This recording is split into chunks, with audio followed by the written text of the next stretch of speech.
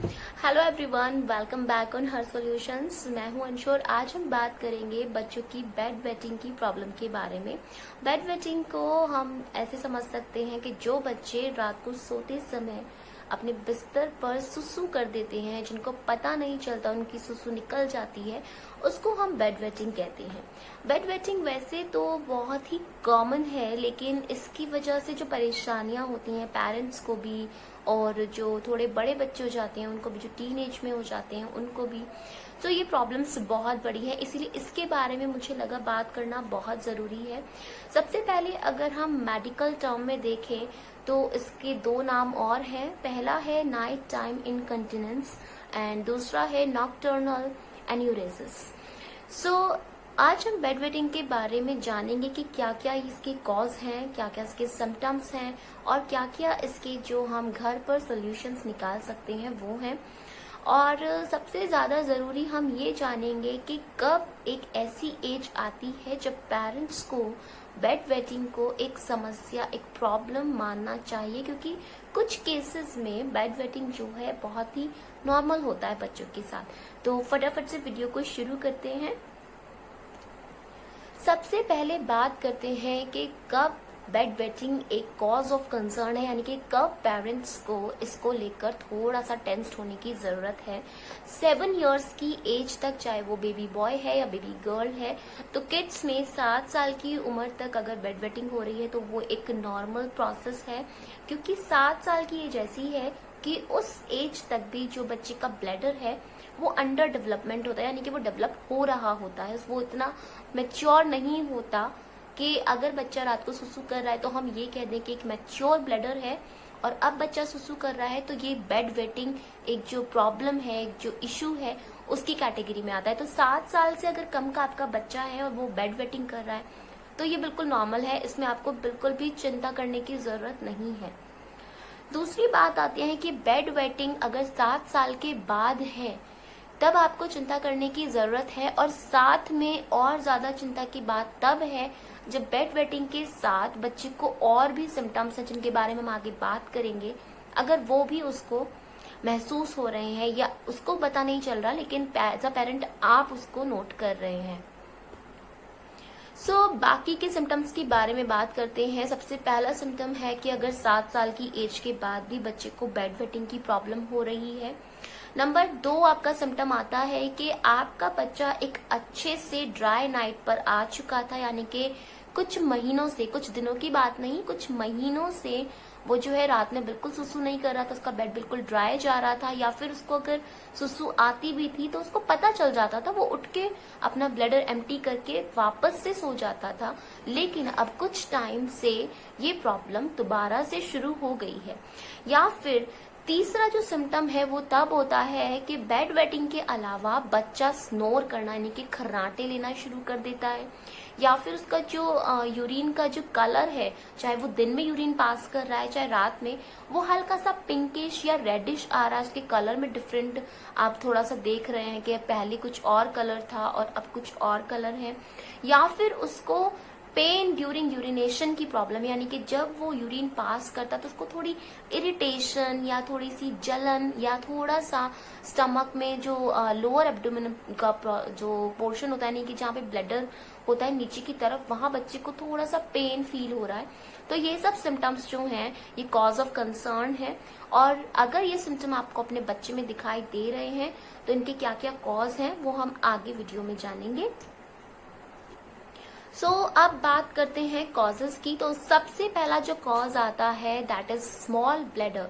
जैसे कि मैंने आपको बताया कि 7 साल की एज तक जो ब्लैडर है वो डेवलप हो रहा होता है। कुछ बच्चों में ये जो ब्लैडर है वो बहुत स्लोली डेवलप होता है, और कहीं जाकर कुछ बच्चों में ये 12 साल की उम्र तक भी मैच्योर होना होता है। तो आप ये सिर्फ इस चीज से कि बच्चे की एज को देखकर ये नहीं लगा सकते कि अब इसका ब्लैडर जो है वो फुल्ली मैच्योर हो गया है और अब इसको जो है रात में सुसु नहीं करनी चाहिए, या कुछ भी XYZ इस तरह से आप नहीं सोच सकते।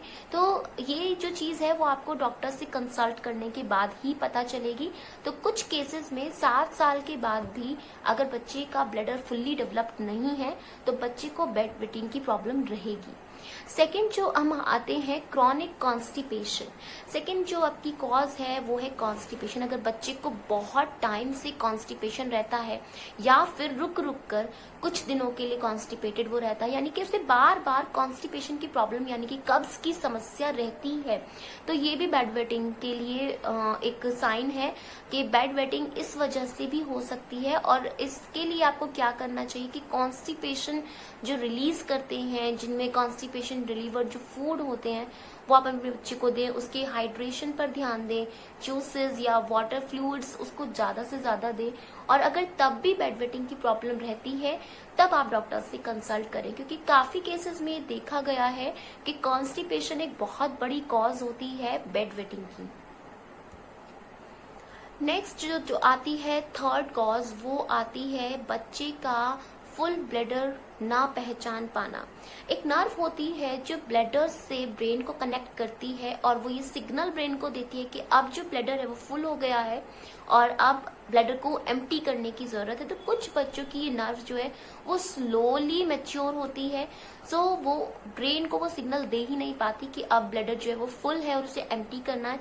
तो ऐसे बच्चे को जो हमें यूरिन पास करने की जो अर्ज होती है, जब हमें लगता है कि नहीं अब हमें वॉशरूम जाना है, उन बच्चों को वो सिग्नल मिलता ही नहीं है। सो उनको पता ही नहीं चलता कि अब उनका यूरिन जो है वो लीक होने वाला है, क्योंकि उनका ब्लैडर जो है वो फुल हो चुका है। तो ये भी एक बहुत बड़ी कोज है बेड वेटिंग की। फिर हम फोर्थ पे आते हैं स्लीप एपनिया। स्लीप एपनिया होती है कि कुछ बच्चों की जो स्लीप के यानी कि नींद के टाइम सांस है वो इंटरप्टेड होती है। वो किसी भी वजह से हो सकती है, जैसे कभी कभी बच्चे को कोल्ड है या उसकी नाक जो है वो नॉर्मली बंद रहती है। कुछ बच्चों में हमने देखा है कि उनको क्रॉनिक कोल्ड या फ्लू रहता है, यानी कि उनको पता भी नहीं होता लेकिन उनकी जो नाक है, जो उनके नसल पैसेज हैं वो ब्लॉकेज रहते हैं उनमें, यानी कि वो ठीक से सांस नहीं ले पाते। और सोते टाइम कई बार ऐसे बच्चे खर्राटे भी लेते हैं, स्नोर भी करते हैं। तो आपको ये भी देखने की जरूरत है कि कहीं ऐसा तो नहीं है कि बच्चा आपका सोते हुए हल्की या मॉडरेट लेवल की खर्राटे ले रहा है, तो ये भी एक बेड वेटिंग का इश्यू बन जाता है। नेक्स्ट हम आते हैं फैमिली हिस्ट्री। जी हाँ, फैमिली हिस्ट्री भी एक बहुत बड़ा कोज है कि अगर बच्चे के पेरेंट में से या तो मम्मा को या पापा को अगर ऐसी कोई प्रॉब्लम रही थी उनकी टीन एज में, यानी कि उनको भी बेड वेटिंग की प्रॉब्लम रही काफी लंबी एज तक, काफी यानी कि 10-12 साल तक या कोई एक पर्टिकुलर एज तक रही है, तो फैमिली हिस्ट्री यानी कि जेनेटिक भी ये थोड़ा सा है कि यहाँ पर जेनेटिक वाला जो पॉइंट है वो भी काम करता है। तो इस केस में भी आप एक बार डॉक्टर से कंसल्ट कर सकते हैं कि भाई मम्मा को या पापा को इस तरह की प्रॉब्लम थी, अब बच्चे में भी वो चीज हो रही है, वो एक्वायर कर ली है उसने, तो उसके लिए क्या सॉल्यूशन होने चाहिए, तो डॉक्टर आपको उसमें अच्छे से गाइड कर सकते हैं अगर फैमिली हिस्ट्री से रिलेटेड ये इश्यू है तो। सिक्स्थ जो कॉज इसकी बनती है दैट इज डायबिटीज। डायबिटीज बच्चों में होना बहुत कॉमन हो गया है आजकल, क्योंकि बच्चे इतना जंक फूड खाते हैं और इतना अननेसेसरी जो प्रोसेस्ड फूड खाते हैं, उसमें प्रोसेस्ड शुगर जो होती है वो डायबिटीज को बहुत जल्दी इनवाइट करती है। तो डायबिटीज अगर बच्चों में है तो उसका पहला साइन ही बेड वेटिंग होता है। तो अगर आपका बच्चा काफी टाइम से पूरी नाइट एक ड्राई नाइट निकाला था, यानी कि रात में वो बेड पर सुसु नहीं कर रहा था और सडनली उसके वॉशरूम जाने के जो फ्रीक्वेंसीज है, यानी कि दिन में वो बहुत ज्यादा वॉशरूम जा रहा है या रात में वो कई बार सुसु कर देता है या एक दिन छोड़कर, मतलब वीक में अगर वो 3 से ज्यादा बार रात को सुसु कर रहा है लेकिन वो पहले ऐसा नहीं करता था, तो आपको यहाँ पर ध्यान देने की जरूरत है कि ये first sign of diabetes in kids हो सकता है, तो इसको भी आप बहुत अच्छे से ध्यान दें। नेक्स्ट जो आती है सेवेंथ कॉज, वो आती है हार्मोनल इम्बैलेंस।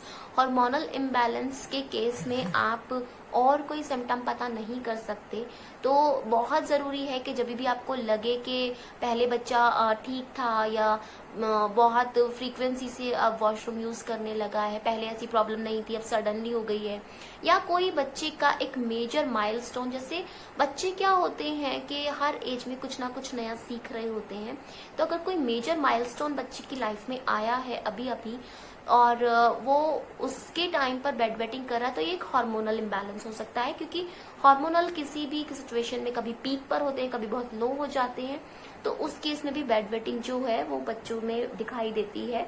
तो हार्मोनल इम्बैलेंस के केस में भी आप एक बार डॉक्टर से कंसल्ट जरूर करें, सो दैट ये क्लियर हो जाए कि कोई और वजह तो नहीं है, ये सिर्फ हार्मोनल इम्बैलेंस की वजह से ही है।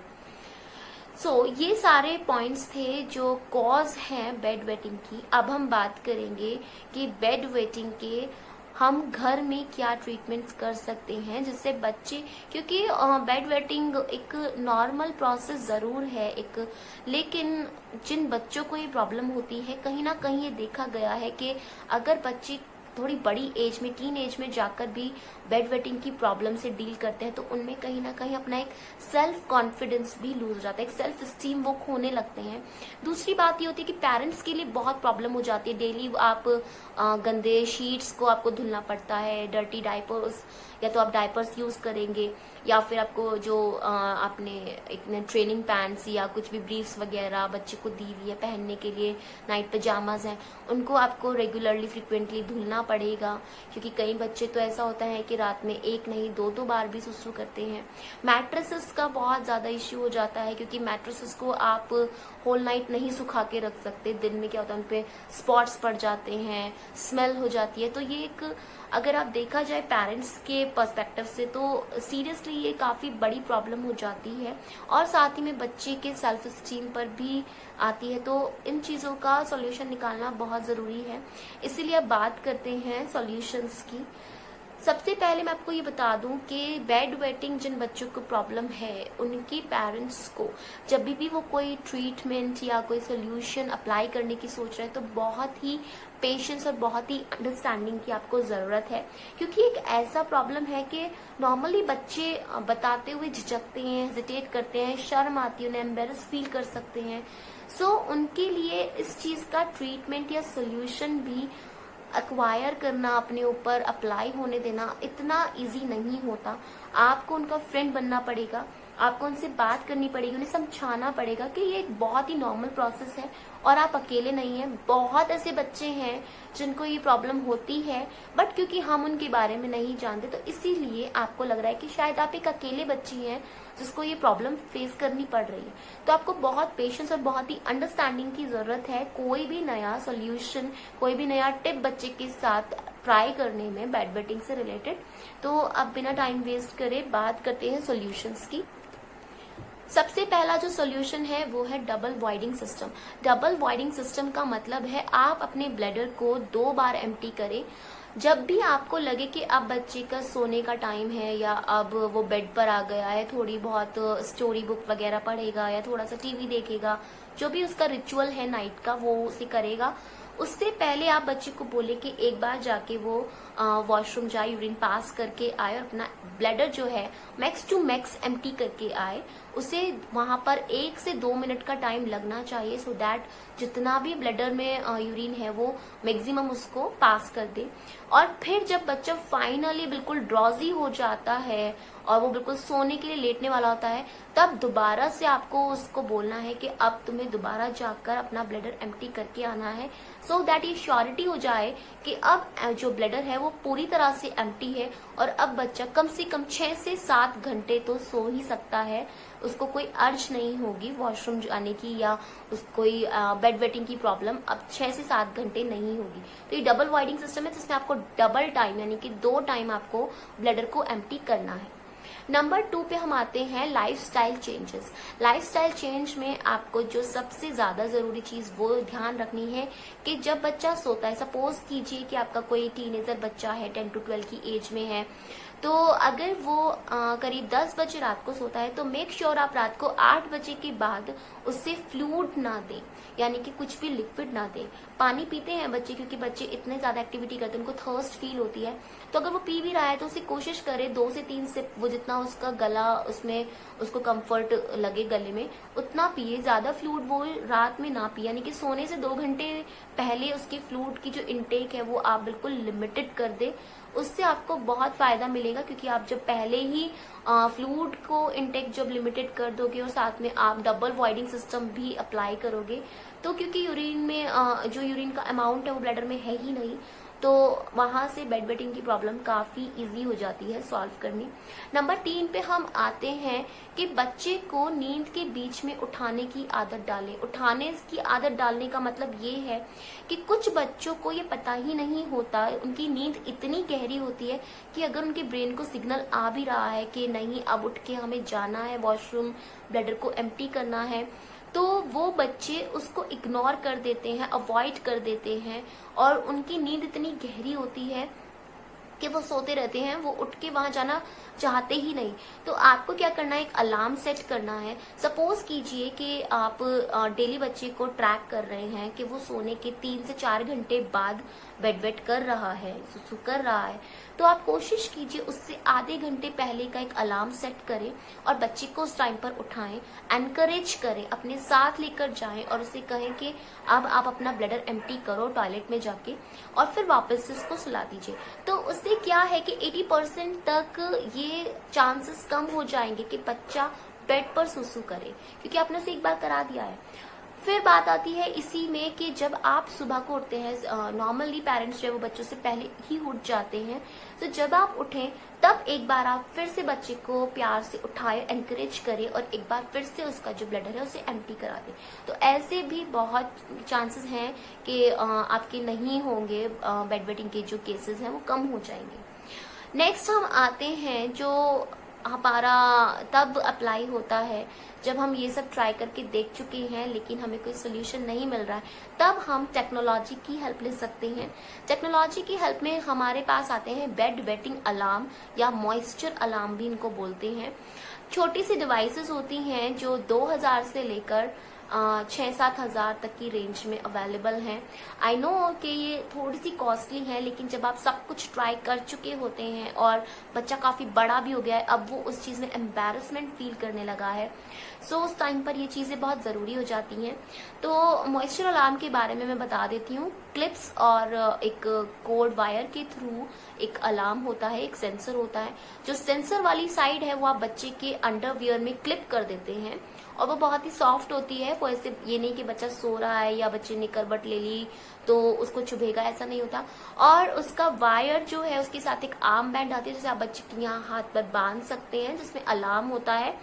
सो जैसे ही बच्चा 1-2 ड्रॉप भी, क्योंकि उनकी जो क्वालिटी है वो इतनी अच्छी होती है सेंसर्स की कि अगर 1-2 ड्रॉप भी आपके बच्चे के अंडरवियर पर सुसु अभी जैसे स्टार्ट ही किया बच्चे ने, तो फौरन से अलार्म जो है वो बच जाता है, बच्चे की नींद खुल जाती है और बच्चा अपने आप से जाकर टॉयलेट में चला जाएगा और अपना जो ब्लैडर है उसे एम्प्टी कर देगा। सो अब यहाँ पर बेड वेटिंग अलार्म से जो रिलेटेड 2 बातें मैं आपको समझाना चाहती हूँ कि अगर आप बेड वेटिंग अलार्म खरीदना चाहते हैं तो उसकी क्वालिटी एंड परफॉर्मेंस आपको अच्छे से चेक करनी है। कुछ बेड वेटिंग अलार्म्स हैं जो मैंने रिव्यू किए, जिनके बारे में पढ़ा, जिनका लिंक जो है मैं डिस्क्रिप्शन बॉक्स में डाल दूंगी, जो बहुत अच्छे भी हैं और बजट फ्रेंडली भी हैं, क्योंकि काफी डिवाइसेस जो है अच्छी हैं, उनकी कॉस्ट भी बहुत ज्यादा है, लेकिन मैंने जो अपने डिस्क्रिप्शन बॉक्स में लिंक डालूंगी वो बजट फ्रेंडली भी है और उनकी परफॉर्मेंस भी अच्छी है। दूसरी बात आपको ये ध्यान रखनी है कि किसी भी बेड वेटिंग अलार्म पर ये साफ लिखा होता है कि आपको एटलीस्ट 3 मंथ्स इसमें लग जाएंगे बच्चे को टॉयलेट ट्रेन होने में, कि उसको उठकर रात में अपना जो ब्लैडर है वो एम्प्टी करना, यानी कि 3 महीने की कम से कम आपको पेशेंस की और ट्राई की कोशिश करते रहने की जरूरत होती है बेड वेटिंग अलार्म के साथ। क्योंकि कुछ केसेस में ये होता है कि कई बार अलार्म जो है वो बच्चे के हाथ के नीचे दब गया, उसे नहीं सुना, या बच्चे की नींद इतनी गहरी उसे नहीं सुना, या फिर बच्चे ने सोते हुए करवट ली तो सेंसर जो वो इधर उधर हो गया और मॉइस्चर को टच नहीं कर पाया, सेंस नहीं कर पाया।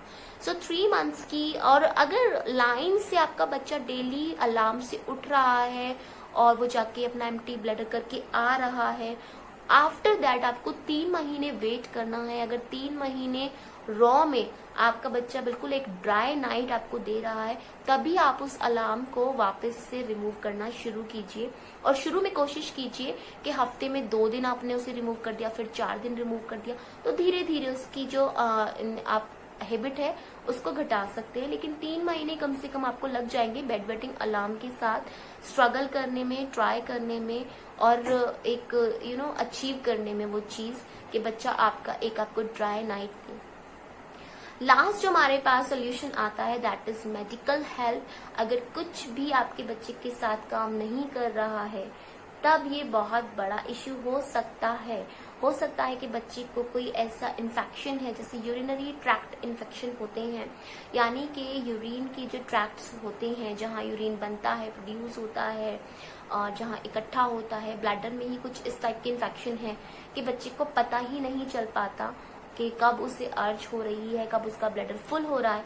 तो उन केसेस में आपको मेडिकल हेल्प लेने की जरूरत है। आप पीडियाट्रिशियन से बात कर सकते हैं या जो स्पेशलिस्ट होते हैं इन केसेस के लिए, उनसे आप बच्चे को कंसल्ट करवा सकते हैं। सो बेड वेटिंग के लिए मेरे थे यही सॉल्यूशन। आप इनको ट्राई कीजिए अपने बच्चे के साथ और थोड़ा सा बच्चे को प्यार से ये चीज समझाइए कि ये जरूरी है कि एक एज के बाद आप अपने आप को इतना मेंटली स्ट्रांग कर ले कि अगर वॉशरूम आपको जाने का अर्ज हो रहा है तो उसे रोके ना बिल्कुल भी। दिन में आप ना बच्चे को ट्राई कराएं कि बच्चे के सिग्नल्स पढ़ने शुरू करें कि जब बच्चा उसको अर्ज होती है तो वो कैसे सिग्नल्स दे रहा है, उसे रोकने की कोशिश तो नहीं कर रहा है।